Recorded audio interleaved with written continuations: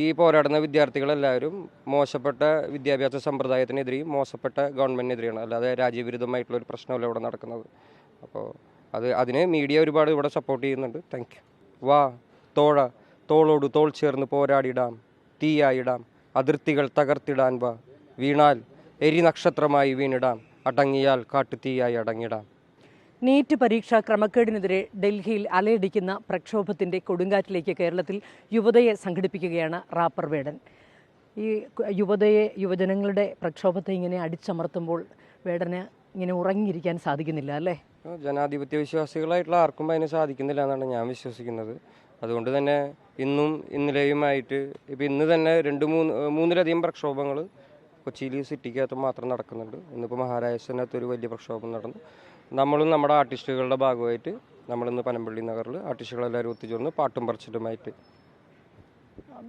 പാട്ട് വിദേശ രാജ്യങ്ങളിലൊക്കെ പാട്ട് വളരെ പൊളിറ്റിക്കലാണല്ലോ. സാമൂഹിക പ്രശ്നങ്ങളെയൊക്കെ പാട്ടിലൂടെ നേരിടുന്ന രീതി നമുക്ക് എത്രത്തോളം അനുവർത്തിക്കാൻ സാധിക്കും? ആർട്ട് എന്ന് പറയുന്ന മീഡിയം കൂടുതൽ ആൾക്കാരുടെ ഉള്ളിലേക്ക് പെട്ടെന്ന് എത്തിപ്പെടുന്ന ഒരു കാര്യമാണ്.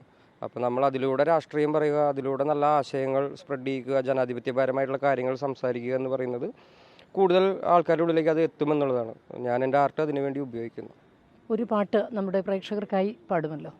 വാ തോഴ, തോളോട് തോൾ ചേർന്ന് പോരാടിടാം, തീയായിടാം, അതിർത്തികൾ തകർത്തിടാൻ വാ, വീണാൽ എരി നക്ഷത്രമായി വീണിടാം, അടങ്ങിയാൽ കാട്ടുതീയായി അടങ്ങിടാം. ഒന്നുകൂടി ഇപ്പം ഇവിടെ ഒരുപാട് ഈ യുവജനങ്ങളെ ഇങ്ങനെ അടിച്ചമർത്തുന്നത്, അവരെ ഇങ്ങനെ അപമാനിക്കുന്നത് വേടന് ശരിക്കും നോവുന്നുണ്ടല്ലോ അല്ലേ? ആർക്കാണ് ചേച്ചി നോവാത്തത്? എല്ലാവർക്കും, വിദ്യാഭ്യാസമുള്ള എല്ലാവർക്കും, ഭാവി തലമുറയെക്കുറിച്ച് ഖേദിക്കുന്ന എല്ലാവർക്കും ഇത് വലിയൊരു അടിയാണ് കിട്ടിയിരിക്കുന്നത്. ജനാധിപത്യത്തിന് ഏറ്റുള്ള അടിയാണ്. അപ്പോൾ പിന്നെ ഈ പ്രക്ഷോഭങ്ങളെ രാജ്യവിരുദ്ധ പ്രക്ഷോഭങ്ങളായിട്ട് മാറ്റാനുള്ള ശ്രമങ്ങളൊക്കെ വലിയ രീതിയിൽ നടക്കുന്നുണ്ട്. ഈ പോരാടുന്ന വിദ്യാർത്ഥികളെല്ലാവരും മോശപ്പെട്ട വിദ്യാഭ്യാസ സമ്പ്രദായത്തിനെതിരെയും മോശപ്പെട്ട ഗവൺമെൻറ്റിനെതിരെയാണ്. അല്ലാതെ രാജ്യവിരുദ്ധമായിട്ടുള്ളൊരു പ്രശ്നമല്ല ഇവിടെ നടക്കുന്നത്. അപ്പോൾ അതിന് മീഡിയ ഒരുപാട് ഇവിടെ സപ്പോർട്ട് ചെയ്യുന്നുണ്ട്. Thank you. ഇപ്പോൾ അതിലുപോലെ ഇപ്പം വിസ്മയ മോഹൻലാൽ, അതുപോലെ തന്നെ ഇതിനെ പിന്തുണച്ച് രംഗത്തെത്തിയ സമൂഹ മാധ്യമങ്ങളിലൂടെ രംഗത്തെത്തിയ സിനിമാ താരങ്ങളെയൊക്കെ വലിയ രീതിയിൽ സൈബർ അറ്റാക്ക് നടത്തിക്കൊണ്ടിരിക്കുകയാണ്.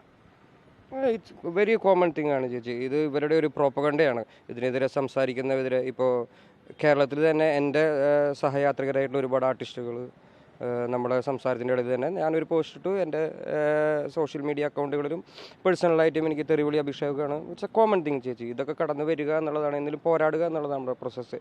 അപ്പോൾ അത് ചെയ്യുക.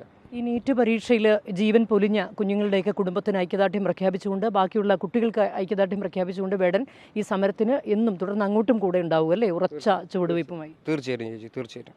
ഇത്തരം സാമൂഹിക കലഹങ്ങൾക്ക് വേണ്ടിയിട്ട് വേടൻ തന്നെ ചിട്ടപ്പെടുത്തിയ ഒരു പാട്ട് കൂടി ഒന്ന് ഇതിൻ്റെ കൂടെ ചേർത്ത് പാടുന്നു.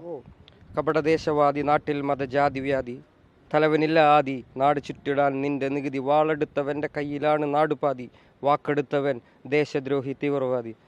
അത് തന്നെയാണ് ഇപ്പോൾ ഇവിടെ നടന്നുകൊണ്ടിരിക്കുന്നത്. ഏതായാലും വേടൻ്റെ പാട്ടിലൂടെയുള്ള കലഹം ഡൽഹിയിലെ പ്രക്ഷോഭത്തിന് ഒരു തീയായി തന്നെ മാറട്ടെ. വീഡിയോ ജേർണലിസ്റ്റ് ഹണി തങ്കപ്പനൊപ്പം reporter Leby Sajeendran, in reporter, Kochi.